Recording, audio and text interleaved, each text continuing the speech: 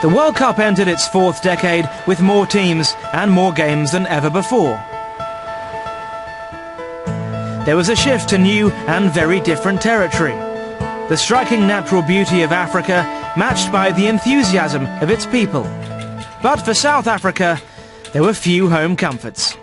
When you lead in your country, in your own home grounds, you want to do well and you want to perform well for the fans that are also passionate in this country. So once again we had the ability to go all the way. We had a good enough team. So it was very disappointing for us. The vitality of the South African followers wouldn't be enough to inspire their team. But they wouldn't be the only ones with problems. The holders Australia were ravaged by injuries and suspensions, with Shane Warne the most notable absentee. I think it just brought us closer together and probably steeled us to a certain degree to make sure we played a great tournament. Andrew Symonds was the most contentious selection. That he probably hasn't got it to cut it at that top level.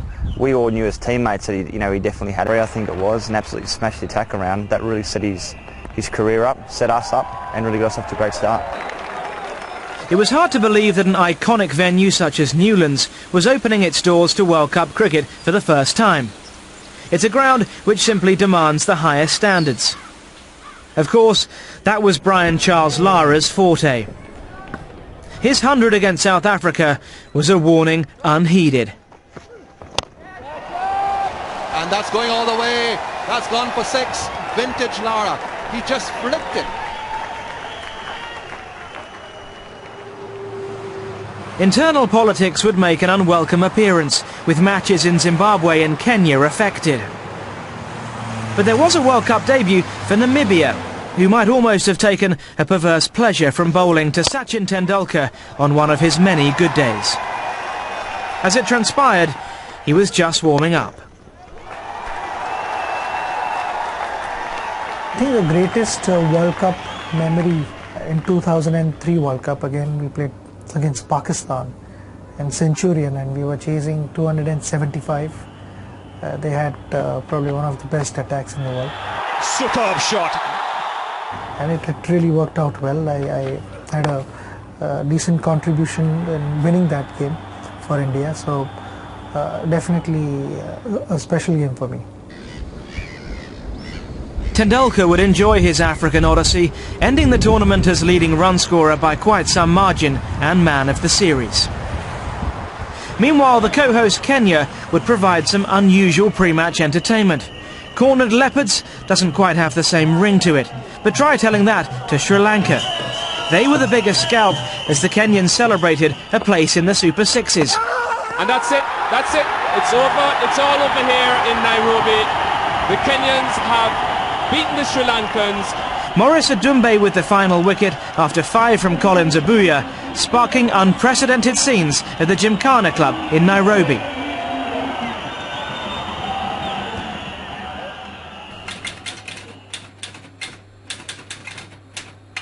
African eyes smiling, or at least some.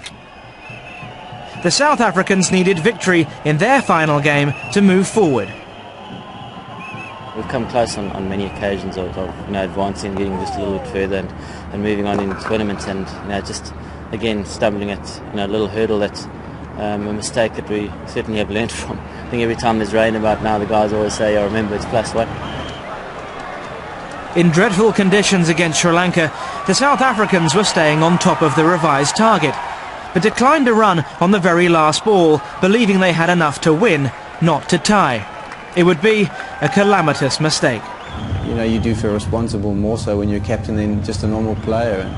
And, you do feel like you've let the nation down and the team down.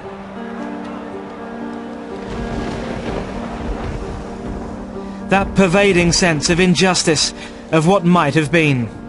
So familiar for South Africa, so unwanted in this of all World Cups.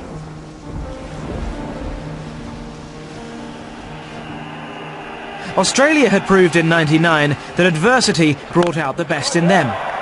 Now under a different leader, but producing similar results. Ponting's way, very much that of captains past.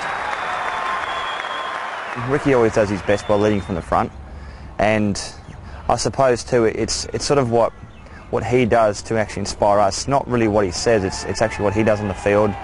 his mannerisms, you know, the way that he sort of gathers the guys up and leads us from example. There was much to admire about that Australian side, who eased through to a semi-final with Sri Lanka. Among their many qualities, integrity. It's in the air and up she goes. Not out, says the umpire. He's walking, he's walking. That was something that sort of probably took over the whole game and the whole rest of the World Cup. I remember, obviously I was batting at 3 and he was opening, so he was the first wicket to fall, and I got out soon after and came back in the change room and sat down beside him and wanted to know why on earth he did what he did in the World Cup semi-final. Rain would reduce the contest to a non-event.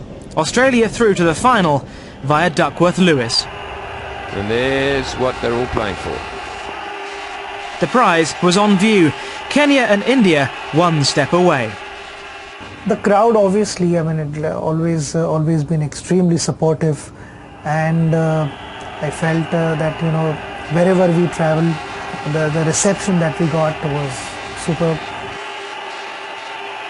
Kenya had arrived at the semi-final stage on the back of some professional performances against some of the smaller nations, but India was a step up in class. Captain Sourav Ganguly imperious. His unbeaten 100, the innings of note in a total which Kenya never looked like getting near.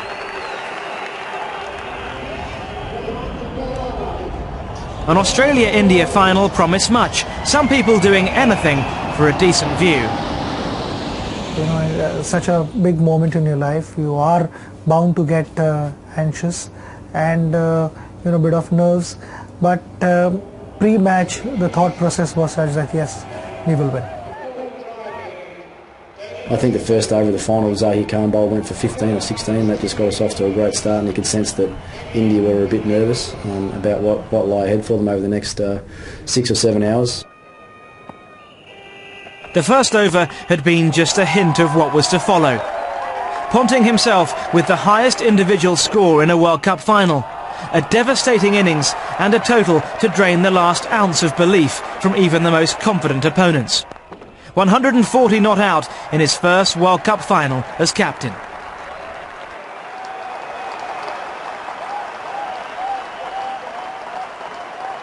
But the whole day was emotionally just a rollercoaster for me and probably the group. I mean, we batted first and made 360, and then got Tendulkar out, I think, in the first over of our bowling innings, and then the weather started to change. It looked like the game was going to get completely washed out, which meant we'd have to come back the next day and do it all over again. I really think that if we had to do it all over again, that it might have been a different result, because we put so much into our first batting innings that it would have been pretty hard to replicate, I think, the next day. Despite a long list of individual and team achievements, Ponting described this victory as the greatest moment of his career. Start from a low base and build. The Australians should patent that. That's in the air, should be taken. The World Cup for Australia. Yeah, it was my first major tournament as captain as well, but the hardships that we faced at the start were pretty significant hurdles that we had to get over, and for a leader to try and bring a group of players together that had those setbacks was a great challenge for me and the rest of the players. To make 100 myself in the final and to go through that tournament undefeated as a group, I think was probably a lot of the reason why I said what I said at the end of it.